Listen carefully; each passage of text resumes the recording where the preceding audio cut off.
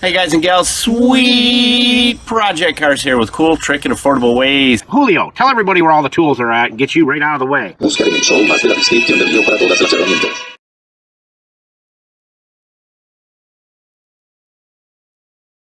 Today we're talking about those key fobs that are not working well for you. You may have one button that works and one button that doesn't. I'm going to share with you the #1 culprit other than a bad battery on what to do to fix it. Now there's every different type of key fob out there. Let's do the Dodge key fob first, and it's real simple. You have to split the case. Every one of them pretty much has a little notch right here. And you take a penny. I found a penny works the best. You can use a dime. Twist it, pops open. Now as you're looking at this, you're thinking, well, I don't know why it's not working. The battery's good.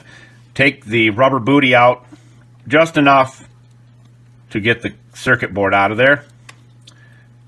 We're going to take a little 99% and a Q-tip. Now you have your 99%, you have your circuit board and these pads right here. You see how clean that Q-tip is? You don't need a lot of it.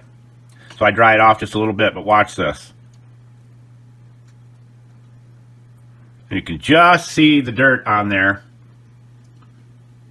Then you take your pad, and I clean it up in here. It's getting dirtier.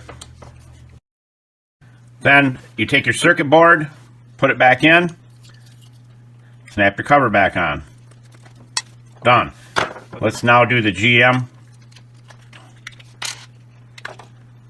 Sometimes you have to grab the booty to pull it up, like that. I call it the booty. There's a circuit board. A little more 99. Then clean the little pads inside here. And while you have your key fob out, you can wipe a little 99% right over it and disinfect it while you're doing it. You see how dirty that is? That's what makes the connection. Those little pads in here touching on the circuit board. And anytime you change your battery, good time to do that right there. Now the Cadillacs look like they're a little harder to get apart, but they're not, because you just take and twist this. It's like that, pops right open.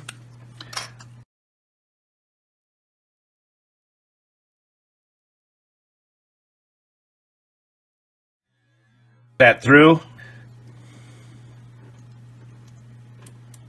Pull and push. Lines it right back up and they're back in there. Now on this, there's slots right here. You just set that back in the slots. Take your circuit board.